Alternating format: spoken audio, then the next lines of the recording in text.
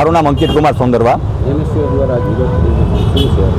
આજે જે વિરોધ છે તે આપણા લોકસભાના જે વિરોધ પક્ષના નેતા છે રાહુલ ગાંધીજી, તે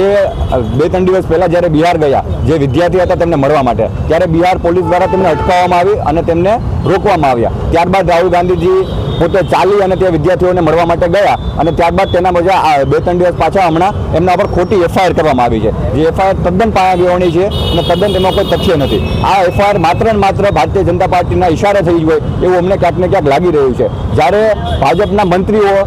કહી શકાય કે પોતે બેફામ, જે આર્મીના આપણા જે જવાનો છે તેના ઉપર બેફામ ભાષણો અને બેફામ કહી શકાય બફાટ કરતા હોય છે, ત્યાં સુધી પણ કહેલું છે કે જે આર્મીની આપણી જે બહેનો હતી તેમને તેણે આતંકવાદીની બહેનો પણ સાબિત કરીને બતાવ્યું, તો તેના ઉપર કોઈ એફઆઈઆર પણ નથી હોતી કે તેના ઉપર કોઈ કમિટી પણ નથી બેસતી. ત્યારે ક્યાંક ને ક્યાંક આ જે કહી શકાય કે રાહુલ ગાંધીનો અવાજ દબાવવાનું કામ કરી રહી છે ભારતીય જનતા પાર્ટી, પણ માત્ર આ રાહુલ ગાંધીનો અવાજ દબાવવાનું કામ નથી, દલિતો, પીછડો અને ઓબીસી એસટીના તમામ વિદ્યાર્થીઓના તમામ લોકોનો અવાજ દબાવવાનું કામ જે કહી શકાય કે આ લોકો કરી રહ્યા છે.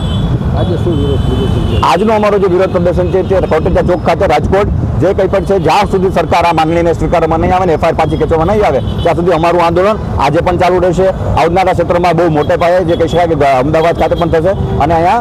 અત્યારે અમારો રોડ રસ્તા રોકીને આંદોલન કરવામાં આવે છે.